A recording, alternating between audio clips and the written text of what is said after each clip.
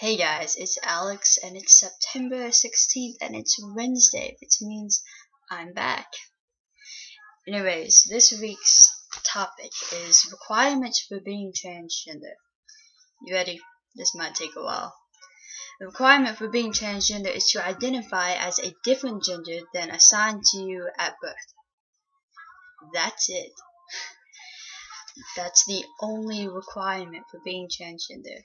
And notice I said different gender and not the opposite gender, because you can identify as transgender if you're agender, bigender, gender fluid, or any other gender on the spectrum. You don't have to just be female to male or male to female. But I'm going to focus on female to male because that's what I am and that's what I can relate to. And I feel like as a trans guy, and I know a lot of other trans guys also feel this way. We feel like we have to validate our gender to everyone all the time. And it's because cisgender people don't understand or they don't like it, so they try to undermine us and say that it's not real and just come up with stupid excuses to say that we're not manly enough to be trans or manly enough to be a guy. And it's really annoying, honestly. But the problem with that is gender identity and gender expression are two different things. They're not the same. Gender identity is obviously what gender you identify as, whether it's male, female, or anything else. And gender expression is how you talk, dress, act, and everything else. And they are completely different, because if they were the same, then all the gay drag queens would actually be trans women, and all the butch lesbians would actually be trans men. And they're not. They still identify as cisgender people. It's just their gender expression is maybe more leaning towards the opposite gender.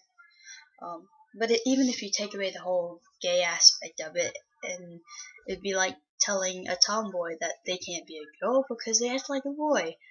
It's just stupid. And me personally, as a trans guy, my gender expression is going to be different than cisgender guys. Mainly because I was born in a female body. Therefore, I was raised as a female by parents who strictly enforced the gender roles. Therefore, I have a bunch of habits that might be considered girly, and I probably won't break those habits in my lifetime, or it will take years to break. It's not a big deal to me. It doesn't change who I am. It doesn't change the fact that I am a guy. I just act a little differently, and that is okay. It's okay to be different. And also, having different skills and interests and hobbies that are considered feminine does not make you less of a man.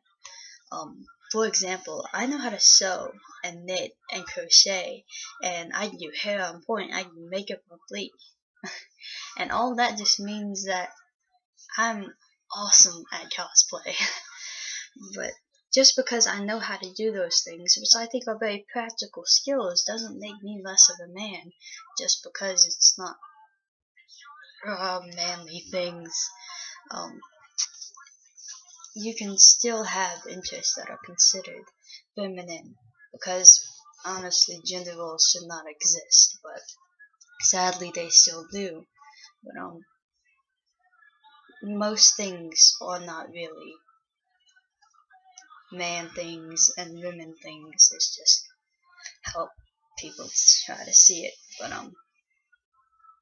anyways, the only requirement for being transgender is to identify as a different gender than you were assigned to at birth. That's it. Everything else is your gender expression, and that's completely irrelevant to what gender you are. So don't let anyone make you feel like your gender isn't valid because of your gender expression, because they're wrong. Only you know what's best for you. Only you know what gender you are. And they can't tell you otherwise. Anyways, I'm sorry if I rambled or if this video didn't completely make sense. It's 5 in the morning and I got off work not too long ago and I'm tired.